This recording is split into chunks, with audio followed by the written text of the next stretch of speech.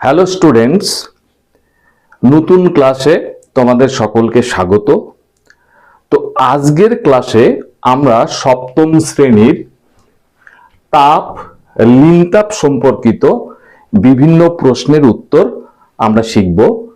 এই প্রসঙ্গে তোমাদের একটি কথা বলে রাখি যে আগের একটা ভিডিওতে তোমাদের থার্মোমিটার সংক্রান্ত তোমাদের রায়ান মার্টিন কোশ্চেন ব্যাংকে যত রকমের প্রশ্ন আছে সমস্ত প্রশ্নের উত্তর কিন্তু খুব সুন্দরভাবে আগের যে ভিডিওটি সেটাতে করা আছে। সেই ক্লাসটি তোমাদের প্রয়োজন হলে তোমরা দেখে নিতে পারো। তো চলো শুরু করা যাক আজকের ক্লাস। তো প্রথমেই রয়েছে, দেখো, তাপ হলো এক প্রকার ড্যাশ। তো তাপ কি তোমরা সকলেই জানো, তাপ হলো এক প্রকার শক্তি। তাপ হলো এক প্রকার শক্তি। আচ্ছা,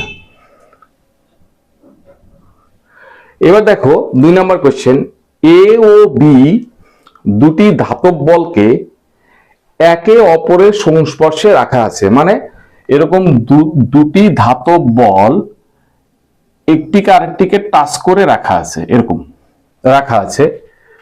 কোন শর্তে এরা পরস্পরকে তাপ বিনিময় করবে না? এই হচ্ছে আমার এ বল, এটা হচ্ছে বি বল। কোন শর্তে এরা পরস্পরকে তাপ বিনিময় করবে না? তো তোমরা জানো যে তাপের বিনিময় হয় বা তাপের প্রবাহ হয় কিসের পার্থক্য হলে? উষ্ণতা বা তাপমাত্রার পার্থক্য হলেই তাপের প্রবাহ হয়। তাহলে এখানে যদি এ ও বি বস্তুর উষ্ণতা বা তাপমাত্রা একই, উষ্ণতা একই হয়, তাহলে এ ও বি বস্তুর উষ্ণতা যদি একই হয় তাহলে কিন্তু এ এবং বি এই দুটো বস্তুর মধ্যে তাপের কোনো বিনিময় হবে না। কেউ তাপ দেবেও না, কেউ তাপ ছাড়বেও না। ঠিক আছে, তাহলে আমাদের উত্তরটা হচ্ছে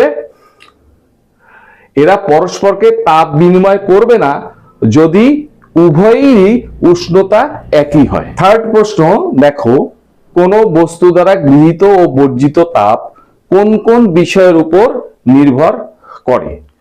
তো তাপের উপরে প্রথম যে ক্লাসটি আমি নিয়েছি তোমাদের, সেখানটায় কিন্তু তাপ সম্পর্কিত সমস্ত ব্যাপারে ডিটেলস আলোচনা করা আছে। ক্লাসটা একটু লেন্দি, কারণ টোটাল তাপটাই একটি ক্লাসে কভার করা আছে। তো 1 ঘন্টার মতো প্রায় ক্লাসটা, সেটা দরকার হলে তোমরা দেখে নিতে পারো। তো এই প্রশ্নটার উত্তর যে কোন বস্তু দ্বারা গৃহীত বা বর্জিত তাপ কোন কোন বিষয়ের উপর নির্ভর করে, সেটা হচ্ছে 1 নম্বর হচ্ছে বস্তুর ভর। বস্তুর ভর।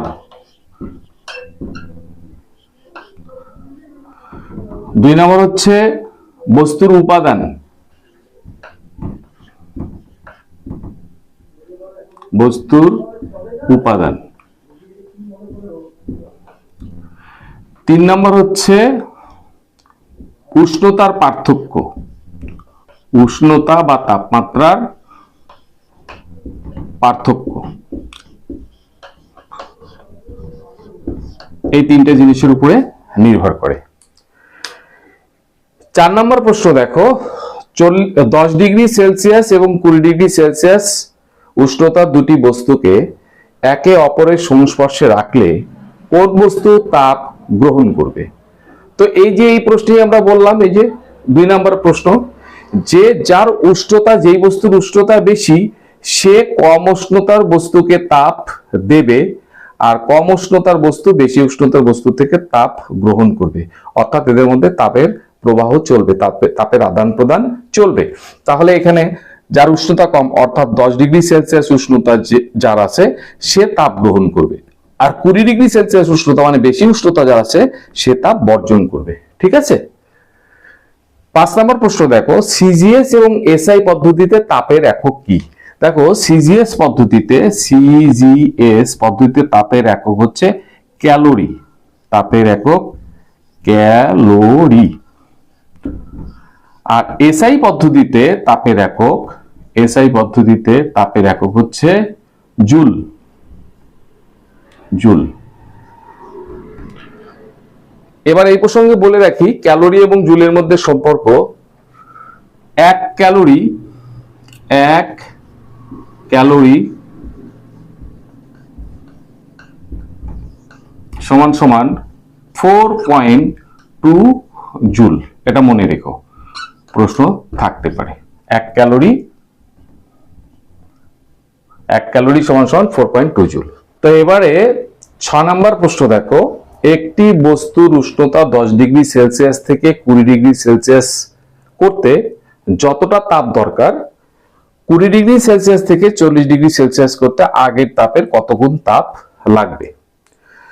তো এখানে দেখো ছিল 10 ডিগ্রি সেলসিয়াস, হয়েছে 20 ডিগ্রি সেলসিয়াস। তাহলে বলো তো বাড়লো কতটা উষ্ণতা?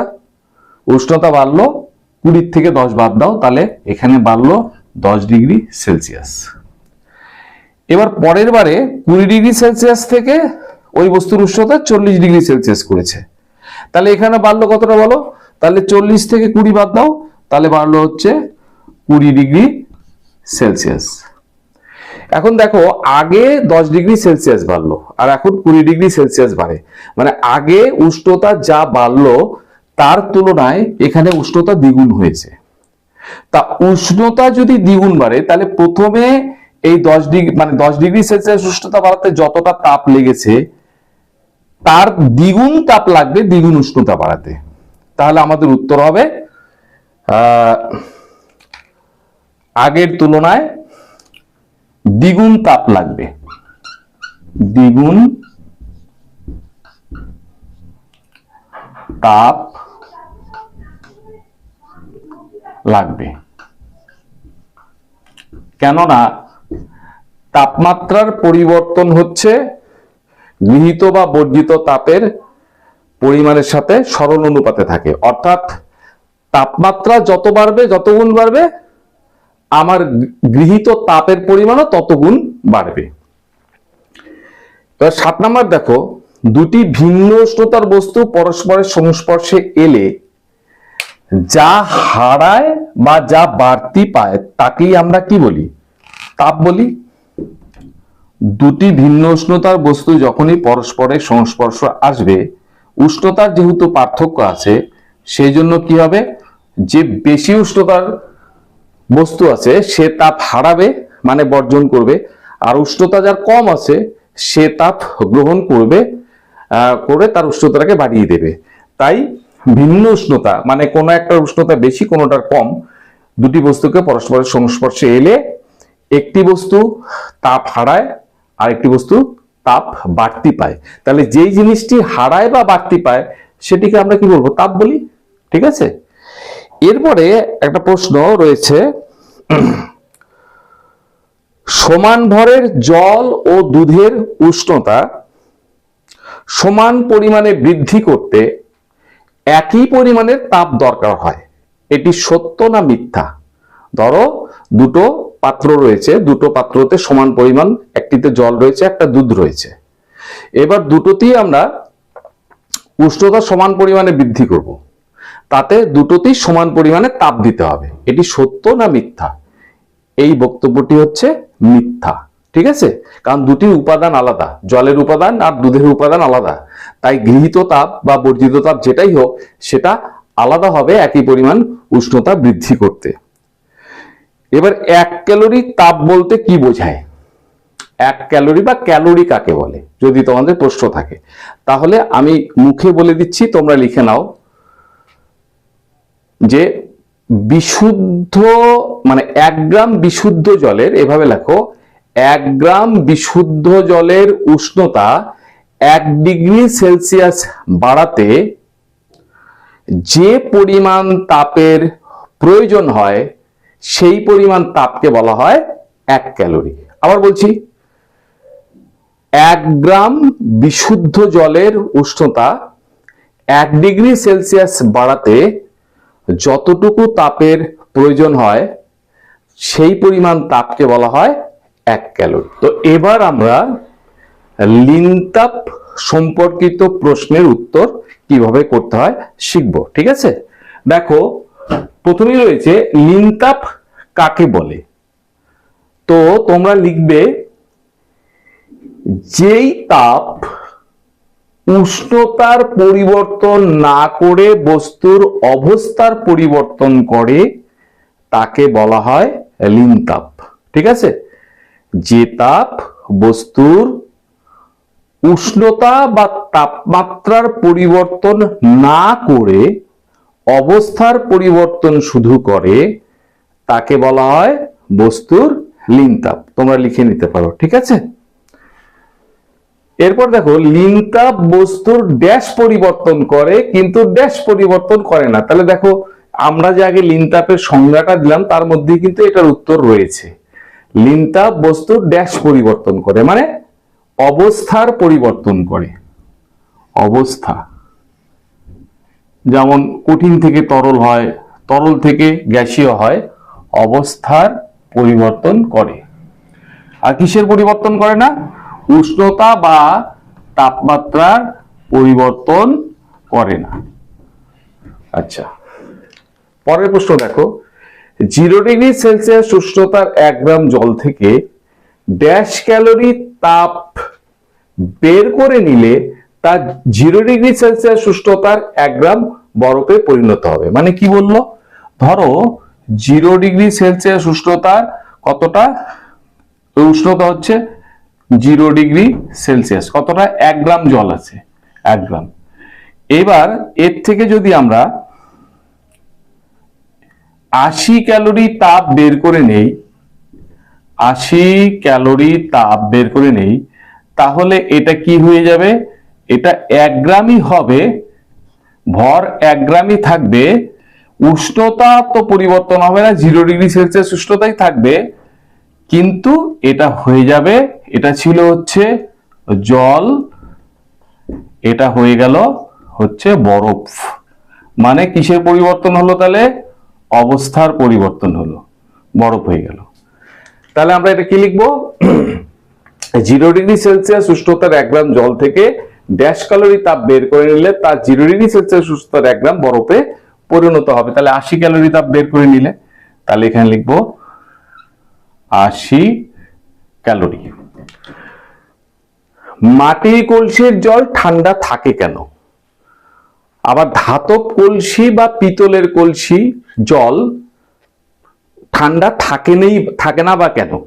ঠিক আছে, তাহলে ধাতব কলসির জল ঠান্ডা থাকে, কিন্তু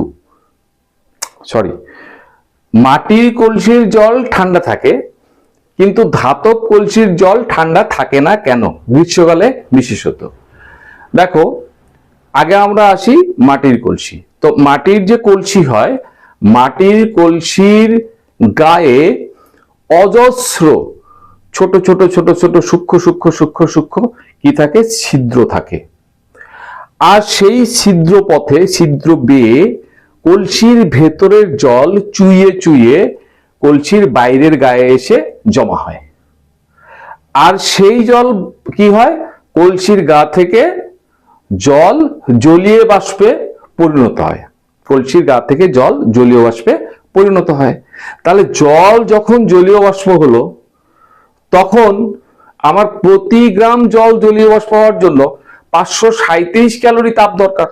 তাহলে এই যে কলসির গায়ে জল জলীয় বাষ্প হচ্ছে, অবস্থার পরিবর্তন হচ্ছে, এই জল জলীয় বাষ্প হবার জন্য বা অবস্থার পরিবর্তনের জন্য প্রয়োজনীয় লীন তাপ ওই কলসি থেকে বা কলসির ভেতরের জল থেকে সংগ্রহ করে। তাহলে তার মানে কলসির জল বা কলসির তাপ ছেড়ে দিচ্ছে, সেই জন্য কলসির জল বা কলসি উভয়ই ঠান্ডা হয়।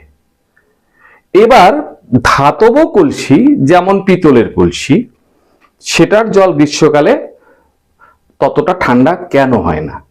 কেননা পিতলের কলসি বা অন্য যে কোনো ধাতব কলসিতে মাটির কলসির গায়ে যেরকম অজস্র ছোট ছোট ছোট ছোট ছিদ্র পথ বা ছিদ্র থাকে, ধাতব কলসি বা পিতলের কলসির গায়ে সেরকম কোনো ছোট ছোট ছিদ্র থাকে না।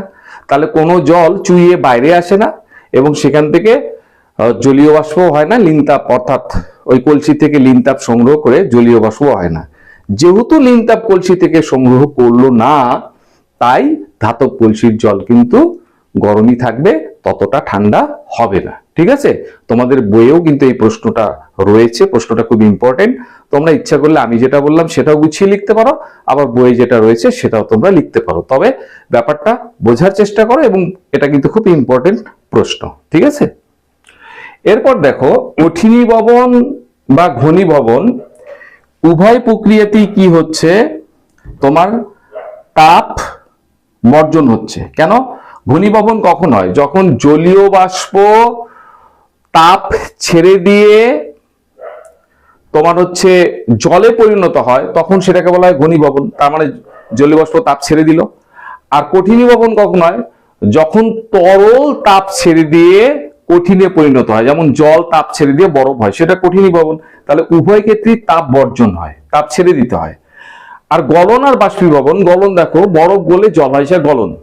তার মানে বরফকে আমরা তাপ দিলে, বরফ যদি তাপ গ্রহণ করে তবে কিন্তু জল হবে, মানে গলবে। তার মানে গলন, বাষ্পভবনও তাই। আমরা জলকে যদি তাপ দেই তবে সেটা জলীয় বাষ্প হবে।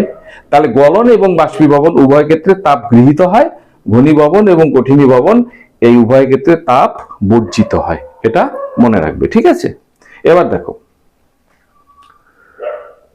100 ডিগ্রি সেলসিয়াস উষ্ণতার 10 গ্রাম জল থেকে 100 ডিগ্রি সেলসিয়াস উষ্ণতার 10 গ্রাম বাষ্পে পরিণত করতে কি পরিমাণ তাপের প্রয়োজন হবে? তাহলে এখানটা দেখো, আমি যদি 1 গ্রাম নেই, এখানে কতটা আছে? 1 গ্রাম। কি আছে? এর উষ্ণতা কত? 100 ডিগ্রি সেলসিয়াস। কি আছে? জল। সেটাকে যদি আমি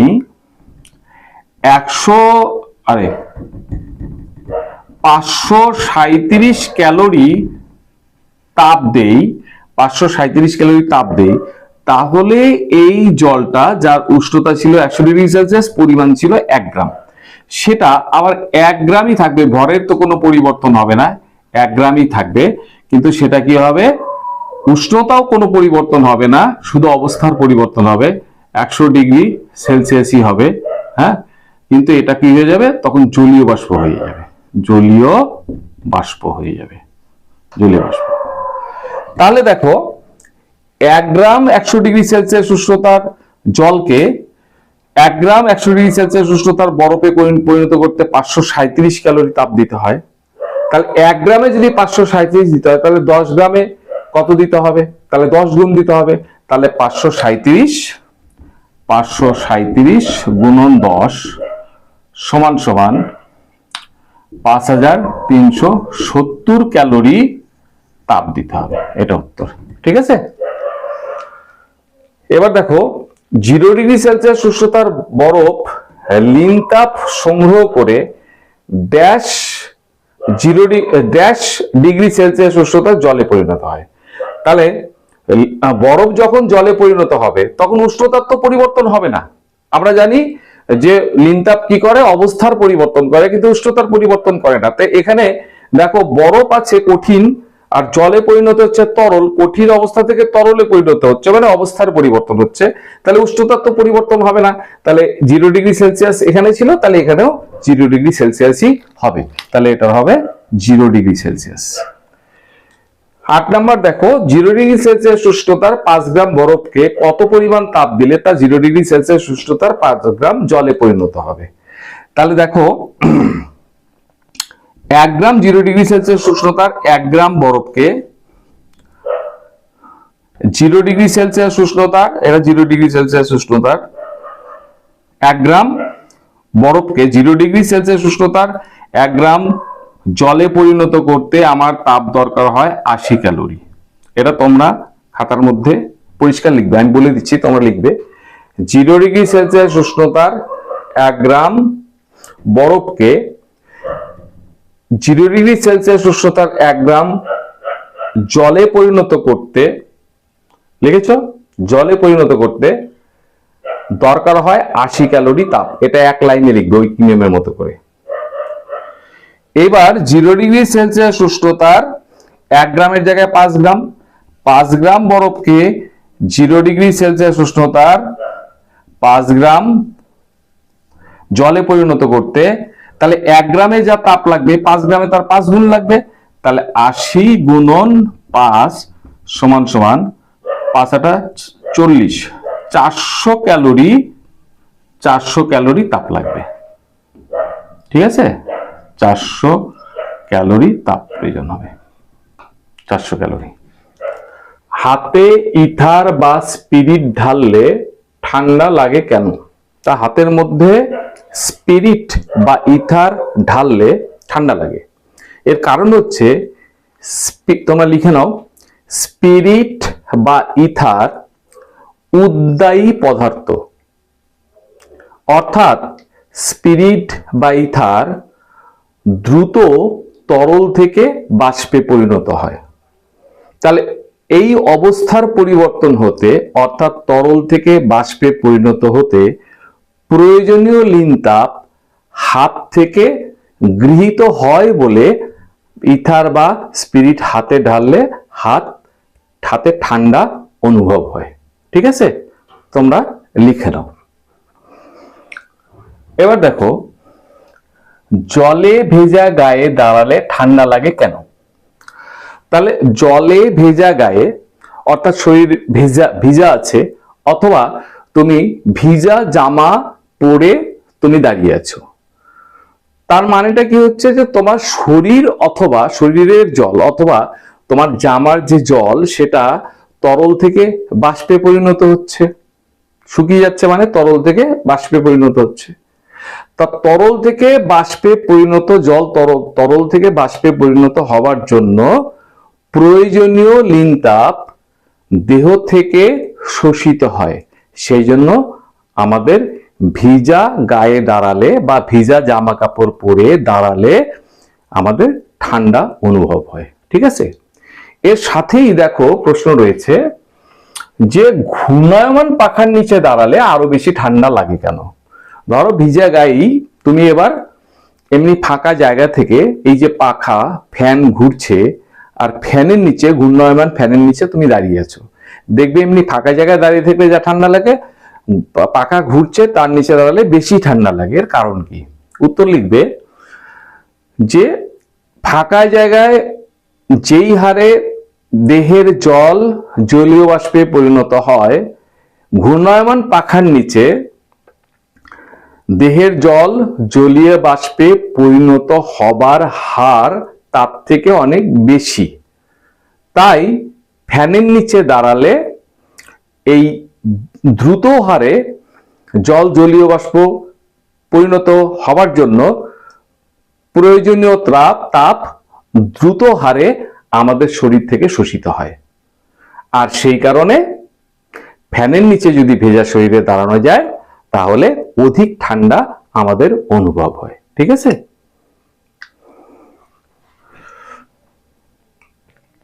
এখন দেখো, ফুটন্ত জল ও বাষ্পের মধ্যে কোনটিতে হাত বেশি পুড়বে?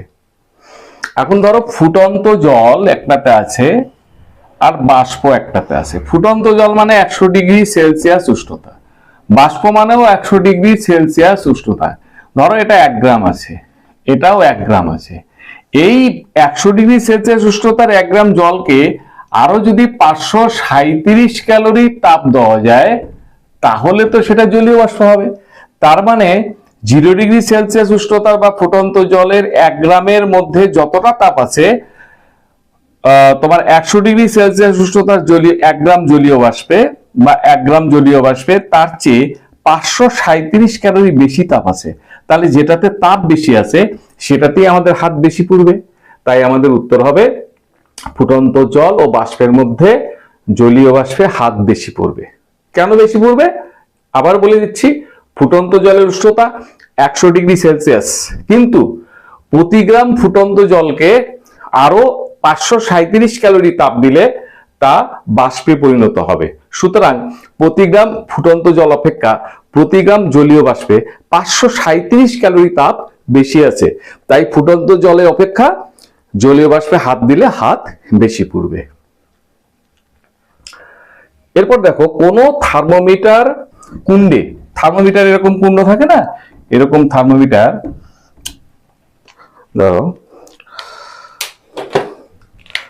ধরো এরকম থার্মোমিটার থাকে, তো তো এখানে একটা এরকম কুন্ডের মতো থাকে, এরকম এরকম থাকে, জাস্ট এরকম থাকে। তো এই যে থার্মোমিটারে কুন্ড, এইখানে হচ্ছে পারদটা জমা থাকে, এখানে পারদ, আর উষ্ণতা যত পায় পারদটা আস্তে আস্তে সূত্রের আকারে উপর দিকে উঠে যায়। এইবার বলছে যে কোনো থার্মোমিটারের কুন্ডে একটি ভেজা কাপড় জড়ায় রাখলে, এখানে যদি ভিজা কাপড় জড়িয়ে রাখি, থার্মোমিটারের পাঠ কমে যায়। অর্থাৎ পারদ ধরো এই স্বাভাবিক উষ্ণতায় যখন জড়িয়ে রাখো নাই তখন এতটা উচ্চতায় পারদ আছে, ধরো এটা 35 ডিগ্রি সেলসিয়াস এখানে আছে।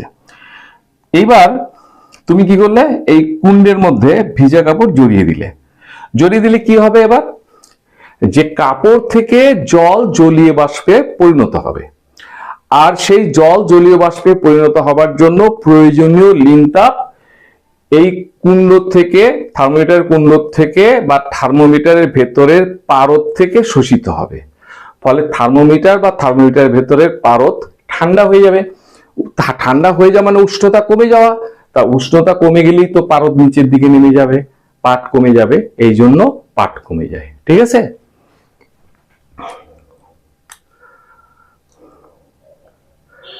সাধারণ জলের মধ্যে বরফ দিলে জল ঠান্ডা হয় কেন? ধরো সাধারণ জল আছে, এখানে সাধারণ জল আছে। সাধারণ জল মানে কত ডিগ্রি? ধরো ঘরের উষ্ণতা 25 ডিগ্রি সেলসিয়াস উষ্ণতা, জল আছে সাধারণ জল। এর মধ্যে তুমি এক টুকরো বরফ দিয়ে দিলে, এক টুকরো বরফ দিয়ে দিলে। যখনই বরফ দেবে, বরফের উষ্ণতা ধরো 0 ডিগ্রি সেলসিয়াস, তার নিচেও হতে পারে, ধরো 0 ডিগ্রি সেলসিয়াস। তাহলে বরফ কি করবে, এই জল থেকে তাপ নেবে, নিয়ে এই বরফ গলে জল হবে, আবার বরফগুলো যে জল হবে সেই জলের উষ্ণতাও 0 ডিগ্রি সেলসিয়াস হবে। ফলে কি হবে, যেহেতু জল থেকে বরফ তাপ নিয়ে ওর গলন হচ্ছে, সুতরাং এই যে জল যেটা সাধারণ উষ্ণতায় আছে তার তাপমাত্রা বা উষ্ণতা কমে যাবে। বোঝা গেল ব্যাপারটা? তাহলে উত্তরটা আমি আবার বলছি, সাধারণ জলের মধ্যে বরফ দিলে জল ঠান্ডা হয় কেন? যে সাধারণ জলের মধ্যে বরফ দিলে বরফ গলে যখন জল হয় তখন তার জন্য প্রয়োজনীয় লিন তাপ জল থেকে শোষিত হয়। জল থেকে যেহেতু তাপ শোষিত হয় তাই জলের উষ্ণতা কমে যায় এবং জল ঠান্ডা হয়। এইটুকু তোমরা লিখবে। বরফ গলনের লিন তাপ 7 নম্বর কোশ্চেন, 80 ক্যালোরি পার গ্রাম বলতে কি বোঝায়? এটা মানে হচ্ছে, ধরো তুমি এখানে 1 গ্রাম বরফ নিলে যার উষ্ণতা 0 ডিগ্রি সেলসিয়াস। এইবার একে 80 ক্যালোরি তাপ দিলে এখানে 1 গ্রাম জল হবে যার উষ্ণতা 0 ডিগ্রি সেলসিয়াসই হবে। তার মানে বরফ গলনের লিন তাপ 80 ক্যালোরি পার গ্রাম বলতে বোঝায় যে 0 ডিগ্রি সেলসিয়াস উষ্ণতার 1 গ্রাম বরফকে 80 ক্যালোরি তাপ দিলে সেই বরফ সম্পূর্ণরূপে গলে গিয়ে 0 ডিগ্রি সেলসিয়াস উষ্ণতার 1 গ্রাম জলে পরিণত হবে। ভিডিও পজ করে লিখে নাও। নেক্সট, বাষ্পীভবনের লিন তাপ 537 ক্যালোরি পার গ্রাম বলতে কি বোঝায়? এখানেও তাই একই রকম। ধরো তুমি 1 গ্রাম 100 ডিগ্রি সেলসিয়াস উষ্ণতার জল নিলে, এবার কি করলে এটা আরো 537 ক্যালোরি তাপ প্রদান করলে এই জলকে, তাহলে কি হবে, এই জলটা 1 গ্রামই থাকবে, ভর পরিবর্তন হবে না। 1